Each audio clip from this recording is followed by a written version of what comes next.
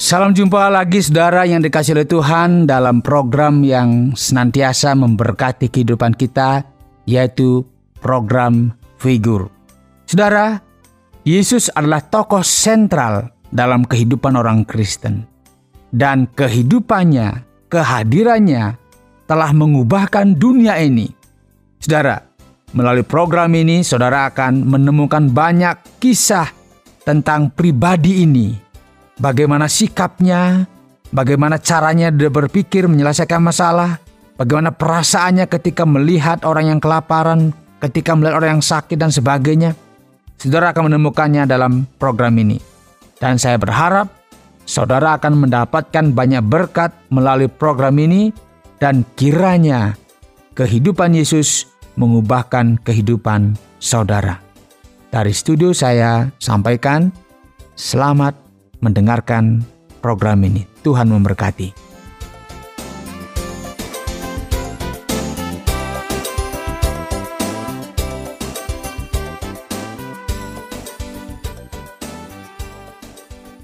Saudara yang dikasihi oleh Tuhan, pernahkah saudara merasa cemas? Ya pasti pernah ya. Orang yang normal pasti pernah merasa cemas atau merasa gelisah, tangan merasa seperti basah dan sebagainya, dingin dan sebagainya. Saudara, jika saya tanya, apa yang menyebabkan saudara cemas atau gelisah? Tentu dengan mudah saudara akan menjawabnya. Misalnya, saudara cemas karena memikirkan masa depan anak-anak. Aduh, gimana nanti masa depan anak-anak saya? Apakah mereka bisa sekolah? Bagaimana mereka nanti kerja? Siapa pasang hidup mereka? Pasti sebagai orang tua juga merasa cemas. Atau bagi saudara yang bekerja, merasa cemas juga, wah keadaan susah begini, bagaimana ini, jangan-jangan saya kena PHK dan sebagainya. Saudara, ada banyak alasan yang menyebabkan orang menjadi cemas dan juga gelisah. Pernyataan-pernyataan yang dilontarkan saudara oleh tokoh atau pemimpin dunia, itu sebenarnya memiliki dampak yang sangat luas atau bersifat global. Misalnya ada pemimpin dunia yang menyatakan akan berperang melawan bangsa lain, saya akan perangi bangsa itu. Itu akan menyebabkan juga gejolak, saudara. Pernyataan tersebut akan menyebabkan kegelisahan. Namun ada juga pernyataan yang membuat orang tenang. Misalnya, tatkala perekonomian Indonesia tahun 2015 itu mengalami keadaan yang tidak baik begitu ya, akibat krisis global. Jadi nilai rupiah itu turun dan sebagainya. Namun Presiden Jokowi, dia memberikan jaminan bahwa pondasi perekonomian Indonesia masih kuat dan dia berjanji akan mengambil langkah-langkah untuk memperbaikinya. Intinya saudara, pernyataan yang disampaikan oleh seorang pemimpin itu bisa membuat orang menjadi tenang atau membuat orang menjadi gelisah. Karena itu seorang pemimpin harus tampil menenangkan orang yang dipimpinnya. Saudara yang dikasihi oleh Tuhan, berbicara masalah kecemasan dan kegelisahan. Rupanya kitab suci juga mencatat suasana hati para pengikut Yesus yang ternyata juga mengalami kegelisahan. Mengapa mereka gelisah? Apakah karena mereka kekurangan makanan? Tidak, saudara. Apakah mereka mengalami ancaman? Tidak juga. Yesus sebagai guru dan pemimpin mereka senantiasa, saudara, berdiri di depan untuk membela mereka. Seperti seorang gembala membela para dombanya yang digembalakan. Nah, pertanyaannya, apa saudara yang menyebabkan para pengikut Yesus menjadi gelisah? Padahal pada saat itu, Yesus masih bersama dengan mereka. Saudara, mari perhatikan di dalam kitab Yohanes pasal 13 ayat yang pertama. Yohanes 13 ayat yang pertama dijelaskan bahwa, sementara itu sebelum hari raya Paskah mulai, Yesus telah tahu bahwa saatnya sudah tiba untuk beralih dari dunia ini kepada Bapa. Sama seperti ia senantiasa mengasihi murid-muridnya, demikianlah sekarang ia mengasihi mereka sampai kepada kesudahannya. Saudara, ternyata yang membuat para murid menjadi gelisah adalah karena Yesus sebagai pemimpin mereka tidak lama lagi akan meninggalkan mereka. Memang saudara sudah berkali-kali Yesus menyatakan bahwa ia akan kembali kepada Bapa. Di dalam Yohanes 13 ayat 33 dijelaskan, hai anak-anakku, hanya seketika saja lagi aku ada bersama kamu. Kamu akan mencari aku dan seperti yang telah kukatakan kepada orang-orang Yahudi, ke tempat aku pergi, tidak mungkin kamu datang. Demikian pula aku mengatakannya sekarang juga kepada kamu. Rupanya saudara, pernyataan Yesus ini membuat hati para murid bertambah gelisah, galau, ya. Tentu kegelisahan mereka sangat beralasan. Mengapa? Karena selama ini Yesus yang selalu bersama dengan mereka, Yesus selalu menjadi seperti gembala bagi kehidupan mereka. Namun tatkala waktu yang tersisa bagi Yesus ada bersama dengan para murid tinggal sedikit, maka para murid merasakan kegelisahan itu. Saudara, rupanya apa yang dirasakan oleh para murid, kecemasan mereka dipahami dengan sangat baik oleh Yesus. Di dalam Yohanes 14 ayat pertama sampai dengan yang keempat, Yesus menjawab seluruh kegelisahan mereka dengan berkata, "Janganlah gelisah hatimu, percayalah kepada Allah, percayalah juga kepadaku. Di rumah Bapa-Ku banyak tempat tinggal. Jika tidak demikian, tentu aku mengatakannya kepada kamu. Sebab aku pergi ke situ untuk menyediakan tempat bagimu. Dan apabila aku telah pergi ke situ dan telah menyediakan tempat bagimu, aku akan datang kembali dan membawa kamu ke tempatku, supaya di tempat di mana aku berada, kamu pun berada. Dan kemana aku pergi, kamu tahu jalan ke situ." Saudara, Yesus adalah pribadi yang sangat memahami apa yang menjadi kegelisahan para pengikutnya. Bahkan lebih luas lagi, Yesus sangat memahami apa yang menjadi kegelisahan umat manusia. Apa kegelisahan manusia yang terbesar? Saudara, kegelisahan umat manusia yang terbesar bukan masalah makanan, bukan masalah tempat tinggal. Kegelisahan umat manusia yang terbesar adalah tatkala manusia terpisah dari Sang Pencipta atau pemilik kehidupan. Itulah yang sebenarnya menjadi kegelisahan manusia yang diwakili juga oleh para pengikut Yesus. Karena itulah Yesus menjawab kegelisahan tersebut bukan dengan harapan-harapan palsu.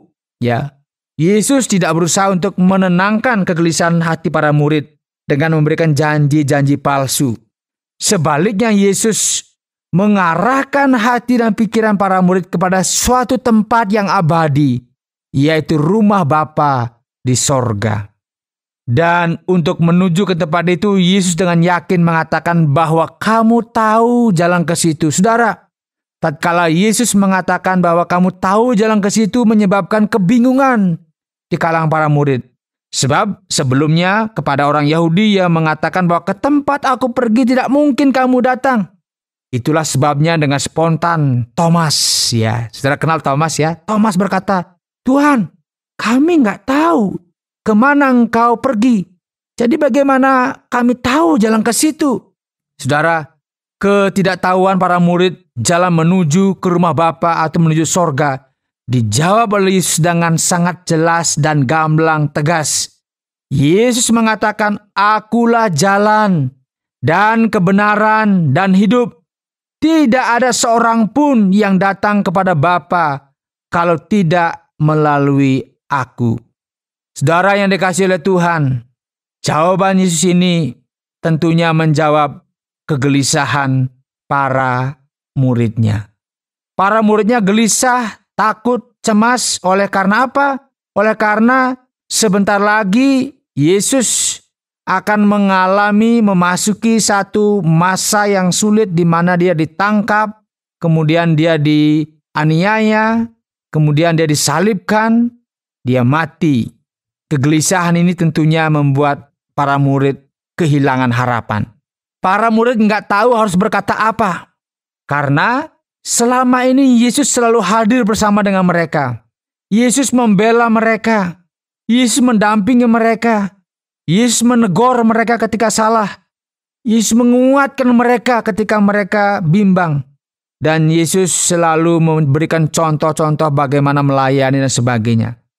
Pengajaran-pengajarannya memang keras, tetapi menolong orang untuk melihat kebenaran. Dan para murid sudah sangat nyaman bersama dengan Yesus. Sekalipun mereka pada masa itu memang tidak mendapatkan apa-apa sebenarnya. Karena ketika para murid mengikut Yesus, memang tidak ada jaminan kamu nanti akan menjadi kaya raya, ya, kamu akan dapat jabatan, kamu akan dapat A, B, C dan sebagainya. Tidak ada janji demikian. Nah, ketika saatnya sudah semakin dekat, di mana Yesus harus kembali ke tempatnya dari mana dia datang, yaitu sorga yang mulia. Dan Yesus harus melewati proses di mana dia harus disalibkan untuk penyelamatan umat manusia dari dosa. Dan para murid pada saat itu gelisah. Mengapa? Dia akan terpisah dengan Yesus. Tetapi saudara, ingatlah ini baik-baik. Yesus tidak memberikan janji palsu. Yesus tidak mengelabui para muridnya. Yesus tidak membohongi para muridnya. Tetapi ia berkata dengan sangat jelas, tuntas. Ketika Thomas bertanya, kami nggak tahu jalan ke situ. Bagaimana kau katakan kau tahu jalan ke situ? Kemudian Yesus memberikan jawaban, memberikan kepastian kepada mereka. Akulah jalan dan kebenaran dan hidup. Tidak ada seorang pun yang datang kepada Bapa kalau tidak melalui aku. Artinya, datang kepada Bapa, datang kepada sorga, datang ke sorga hanya melalui Yesus Kristus. Akulah jalan, dialah jalannya. Jadi dikatakan kepada murid, kalau kamu mau sampai ke rumah Bapa, mau sampai ke sorga, akulah jalannya. Artinya apa? Para murid seharusnya tahu bahwa Yesuslah jalannya. Melalui percaya kepada Dia, maka jalan menuju sorga terbuka. Saudara, itulah janji Yesus bagi setiap orang yang percaya dan mengikutinya. Bahwa ada kepastian di dalam Dia bagi setiap orang yang percaya kepadanya telah menemukan jalan menuju ke dalam kehidupan yang kekal. Kepastian akan keselamatan di dalam Yesus seharusnya menyebabkan hidup kita menjadi damai dan sejahtera. Kiranya janjinya ini memberkati dan menguatkan kehidupan saudara. Yesuslah satu-satunya jalan menuju ke dalam kerajaan sorga. Tuhan memberkati.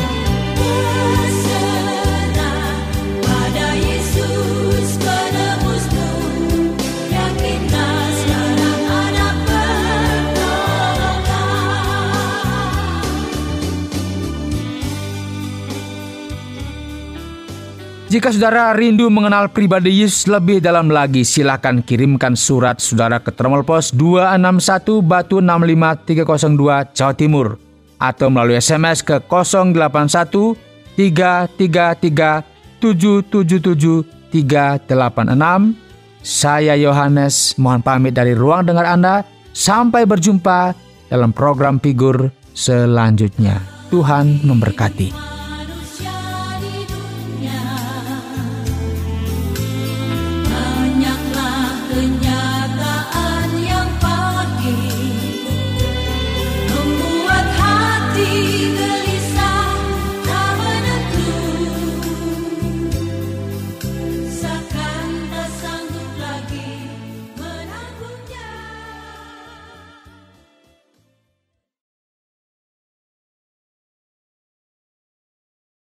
Terima kasih Anda sudah mengikuti program kami. Jika Anda diberkati, jangan lupa like, komen, dan share supaya Anda tidak ketinggalan setiap program terbaru kami. Jangan lupa juga untuk subscribe channelnya dan nyalakan loncengnya. Jika Anda ingin mendukung pelayanan kami, bisa melalui rekening kami berikut ini atau menghubungi kami di sini.